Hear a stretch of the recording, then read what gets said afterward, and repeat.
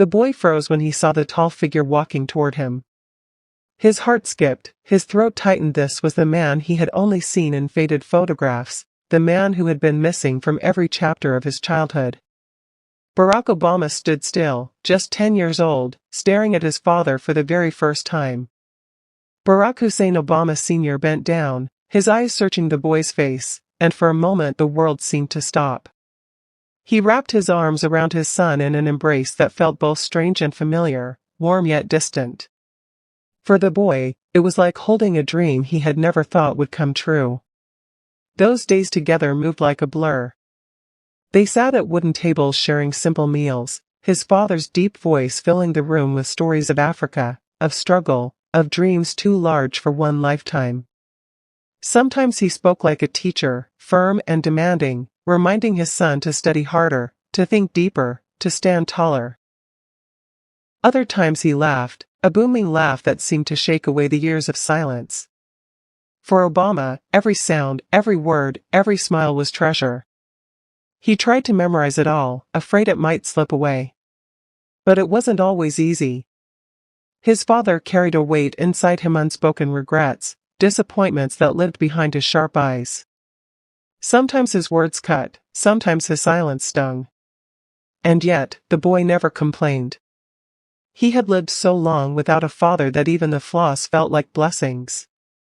He was finally learning what it meant to sit beside the man who had given him his name. Then came the morning that would never leave his memory.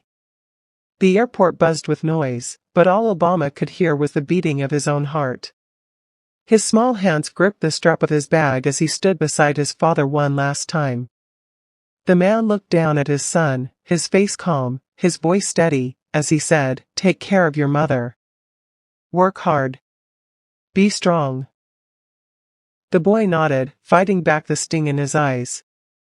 He wanted to say something more, to hold on just a little longer, but the moment was slipping away. He walked up the steps to the plane, his feet heavy as stone. Halfway up, he turned. There he was, his father, standing tall on the ground, smiling faintly, lifting his hand in a slow wave. Their eyes locked, and for a second it felt like time itself held its breath. Obama lifted his hand back, returning the wave, sealing an unspoken promise between them. He didn't know it then, but that wave was goodbye forever. A few years later, a car crash in Nairobi would steal his father away. And all that remained was that final image, a strong man standing alone, waving to a son he barely knew. For Barack Obama, that memory never faded. It haunted him, guided him, pushed him. That one meeting, brief and imperfect, became the thread he carried through his life. And perhaps, in that fleeting connection, the boy who lost his father found the fire to change the world. Whose inspiring story of politician would you like to hear next? Tell us in the comments below.